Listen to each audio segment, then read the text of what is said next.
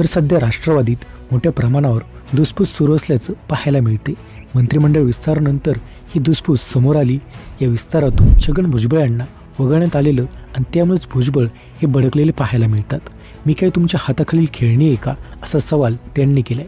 पण मग अशात भुजबळ यांच्या नाराजीमागील नेमकी 5 कारणं ही कोणती आहेत, तर याबद्दल सविस्तर माहिती आपण व्हिडिओत पाहणार आहोत, त्यामुळे हा व्हिडिओ शेवटपर्यंत नक्कीच पहा। तर खरं तर फडणवीस सरकारच्या मंत्रिमंडळ विस्तारात राष्ट्रवादीचे नेते छगन भुजबळ यांना स्थान देण्यात आलं नाही, त्यामुळे छगन भुजबळ हे नाराज झाल्याचं पाहायला मिळते। चहा नाही चेना वहा नाही रहना असं म्हणत छगन भुजबळ यांनी आपल्या अस्वस्थतेला वाट मोकळी करून दिली। त्यामुळे भुजबळ राष्ट्रवादीला सोडचिठ्ठी देणार का अशी चर्चा रंगली। तर भुजबळ यांनी नागपूर अधिवेशन सोडून तडक नाशिक गाठून आपल्या समर्थकांशी चर्चा सुरू केल्याने भुजबळ पक्ष सोडण्याची तयारीत असल्याचं सांगितलं जाते। अशात छगन भुजबळ नेमके नाराज का झालेत? फक्त मंत्रिपद मिळालं नाही म्हणून की कोणती अशी कारणं आहेत की ज्यामुळे भुजबळ हे नाराज आहे? आता आपण ही कारणे पाहूयात। तर यातील पहिलं कारण आहे राज्यसभेला न पाठवणं। खरं तर राष्ट्रवादीच्या फुटीनंतर छगन भुजबळ हे अजित पवार यांच्यासोबत राहिले। त्यानंतर राज्यसभेची निवडणूक लागली। राष्ट्रवादीकडून 2 उमेदवार राज्यसभेवर जाणार होते, त्यामुळे भुजबळ यांनी सुद्धा राज्यसभेवर जाण्याची इच्छा व्यक्त केली। मात्र अजित पवार यांनी त्यांची पत्नी आणि लोकसभा निवडणूक पडलेल्या उमेदवार सुनेत्रा पवार यांना राज्यसभेवर पाठवलं, तर दुसऱ्या जागेवर नितीन पाटील यांना पाठवलं। अशात नितीन पाटील यांना अजित पवार यांनी शब्द दिला होता, त्यामुळे पाटील यांना राज्यसभेत पाठवलं गेलं। पण मग अशात भुजबळ यांना तेव्हाही संधी देण्यात आली नव्हती, त्यामुळेच भुजबळ या कारणामुळे सुद्धा नाराज झालेली। तर दुसरं कारण म्हणजे लोकसभेची तयारी केली परंतु नावाची घोषणा ही नाही झाली।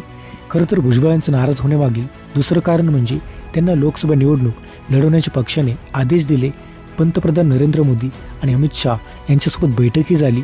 यावेळी दोन्ही नेत्यांनी भुजबळांना नाशिकमधून लोकसभेवर निवडून आणा असे आदेश दिले, त्यामुळे तुम्हाला लोकसभा लढावी लागेल असं अजित पवार, सुनील तटकरे आणि प्रफुल्ल पटेल यांनी भुजबळांना सांगितलं।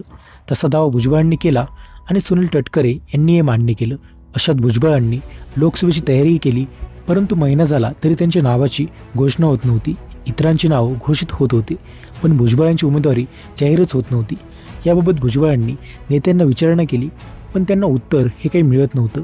त्यामुळेच निराश झालेल्या भुजबळांनी लोकसभा लढणार नसल्याचं तेव्हा जाहीर केलं होतं आणि हे सुद्धा नाराजीमागील सर्वात महत्त्वाचं कारण मानलं जाते।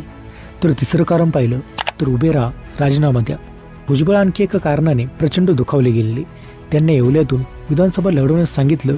अशात भुजबळ लढण्यास फारसे इच्छुक नव्हते, पण तुमच्याशिवाय येवला नाही, त्यामुळे तुम्ही लढा असं सांगितलं। भुजबळ लढले, निवडून आले, पण आता त्यांना परत राजीनामा द्यायला सांगितलेले। अशात तुम्ही विधानसभेचा राजीनामा द्या, कारण नितीन पाटील यांचे भाऊ मकरंद पाटील यांना निवडून आणायचे, त्यामुळे मकरंद यांना मंत्री करायचे असं भुजबळांना सांगितलं। तसेच तुम्ही राजीनामा द्या, त्यानंतर नितीन पाटील यांचा राजीनामा घेऊन तुम्हाला राज्यसभेवर पाठवू असंही त्यांनी सांगितलं। त्यावर भुजबळ भडकले, मी आत्ताच निवडून आलेलो आहे, आता राजीनामा दिला तर माझ्या मतदारांशी ती प्रतारणा ठरेल, त्यांना काय वाटेल असं सांगत मी राजीनामा देणार नाही, हो तर 1-2 वर्षांनंतर राज्यसभेचं बघू असं भुजबळ यांनी सांगितलं। आणि याच प्रकारामुळे आपल्याला पक्ष खेळणी समजत असल्याची भावना भुजबळ यांच्या मनात निर्माण झालेली आणि त्यामुळेच ते प्रचंड नाराज आहेत। तर चौथं आणि महत्त्वाचं कारण पाहिलं तर मंत्रिपद नाकारणं। छगन भुजबळ हे सिनियर नेते आहेत, ते मंत्रिमंडळात हवेत असं मुख्यमंत्री देवेंद्र फडणवीस यांनी अजित पवार यांना सांगितलेलं। त्यानंतरही भुजबळ यांचा पत्ता कट करण्यात आल्याने भुजबळ हे खूप दुखावलेले आहेत। तर मकरंद पाटील यांना मंत्री करण्यासाठीच भुजबळ यांचा पत्ता कट केल्याचं सांगितलं जाते। तर याशिवाय 5वं आणि शेवटचं कारण पाहिलं तर ते निर्णय प्रक्रियेत नाही। खरं तर अजित पवार हे आपल्याला कोणत्याही निर्णय प्रक्रियेत घेत नसल्याचा आरोप भुजबळ यांनी केलेला आहे। अजित पवार, सुनील तटकरे आणि प्रफुल्ल पटेल हेच सर्व निर्णय घेत असतात, मला विचारतही नाही असं त्यांचं म्हणणे। त्यामुळे राष्ट्रवादीत जेव्हा बंड झालं, अजितदादांनी जेव्हा वेगळा निर्णय घेतला त्याची कल्पनाही मला नव्हती, पण सर्व एका बाजूने गेले म्हणून मीही त्यांच्या बाजूने राहिलो अशी खदखदसुद्धा त्यांनी व्यक्त केली। आणि याच काही कारणास्तव येथे छगन भुजबळ हे राष्ट्रवादी पक्ष आणि अजित पवारांवर खूप नाराज असल्याचं पाहायला मिळतात आणि म्हणूनच आता छगन भुजबळ राष्ट्रवादी काँग्रेस पक्ष सोडतात का असं म्हटलं जाते। तर याशिवाय सध्या पाहिलं तर नाशिकमध्ये बोलताना राष्ट्रवादी काँग्रेसचे ज्येष्ठ नेते छगन भुजबळ यांनी आपली भूमिका ही स्पष्ट केली। त्यांनी अनेक विषयांवर भाष्य केले। महायुतीमध्ये छगन भुजबळ नाराज असल्याची चर्चा सध्या राजकीय वर्तुळात आहे, त्यामुळे भुजबळ यांनी ओबीसी आणि मराठा आरक्षणावर भाष्य करताना आपली भूमिका स्पष्ट मांडली. त्यांनी सांगितलं की मराठा समाजाला आरक्षण मिळावे ही पहिली मागणी माझीच होती, मात्र वेगळ्या आरक्षणाची मागणी माझी ठाम भूमिका होती. मी कधीच मराठा समाजाच्या विरोधात नव्हतो. तर मग यात भुजबळ नेमकं काय म्हणालेत? आपण महत्त्वाचे मुद्दे पाहिले तर यात पहिलं म्हणजे ओबीसींची एकजुटीची गरज. खरं तर भुजबळ यांनी ओबीसी समाजाला एकजूट राहण्याचं आव्हान केलंय. पुन्हा बीडसारखी परिस्थिती होऊ देऊ नका, एकजुटीने राहिलो तरच आपण सुरक्षित आहोत. हिंदू मुस्लिम एकत्र राहणं हे महत्त्वाचं आहे असं त्यांनी ठासून सांगितलं. तर ओबीसी समाजाने महायुतीला लाडकी बहिणीप्रमाणे पाठिंबा दिला. निवडणुका अजून संपलेल्या नाहीत. स्थानिक स्वराज्य संस्थांच्या निवडणुका हे येतात ते आणि समाजाची ताकद दाखवण्याची हीच योग्य वेळ आहे असंही भुजबळ यांनी इशारा दिलाय. तर दुसरा महत्त्वाचा मुद्दा, अजित पवारांनी चर्चा केलीच नाही. भुजबळ यांनी सांगितलं की अजितदादा म्हणाले चर्चा करू, पण प्रत्यक्षात त्यांनी चर्चा केलीच नाही. मुख्यमंत्री देवेंद्र फडणवीस यांनी शेवटच्या क्षणापर्यंत माझ्या मंत्रिपदासाठी आग्रह धरला, पण त्यांच्याही शब्दांना वजन दिलं गेलं नाही. भुजबळांनी प्रफुल्ल पटेल आणि सुनील तटकरे यांनी आपला मुद्दा सोडवण्याचा प्रयत्न केला असं सांगितलं. मात्र आता बाहेरच्या नेत्यांवर दोष टाकण्यात अर्थ नाही, चर्चा करून निर्णय घ्यावा लागेल असं ते म्हणाले. तर तिसरं म्हणजे भविष्यासाठीची सज्जता. मी आता संपूर्ण राज्यात फिरणारे आणि ओबीसींच्या हक्कासाठी रणशिंग फुंकणारे. मला बंधनं आहेत, पण मला रस्त्यावर उतरून लढाई करावी लागेल असं भुजबळ म्हणाले. तर याशिवाय माझी वेळ पण बदलेल.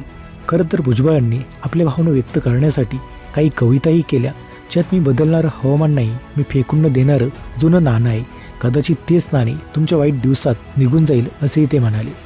तर नवीन रणनीतीची गरज भुजबळ यांनी सांगितली की त्यांच्या लोकसभा निवडणुकीसाठी पंतप्रधान नरेंद्र मोदी आणि अमित शहा यांनी नाशिक लोकसभेसाठी त्यांचं नाव सुचवलं होतं.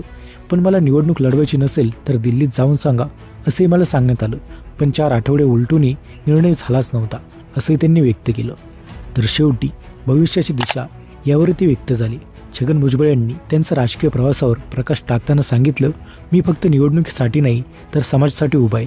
माझा वेळ बदलेल आणि तुमची मतेही बदलतील. भुजबळ यांच्या वक्तव्यामुळे आता ओबीसी आणि मराठा समाजातील ताणतणाव पुन्हा एकदा चर्चेत आला असून त्यांचं हे विधान आगामी निवडणुकांवर काय परिणाम करेल हे पाहणं महत्त्वाचं ठरणार आहे. पण अशात सध्याच त्यांच्या या वागण्यावरून तरी हेच पाहायला मिळते की आता छगन भुजबळ राष्ट्रवादी काँग्रेस हा पक्ष सोडण्याची शक्यता वर्तवली जाते. अशात तुम्हाला काय वाटते? तुमचं मत कमेंट करून नक्कीच सांगा. माहिती आवडल्यास व्हिडिओ लाईक करा आणि अशाच माहितीपूर्वक व्हिडिओजसाठी आपल्या चॅनलला सबस्क्राईब करा तेवढं विसरू नका.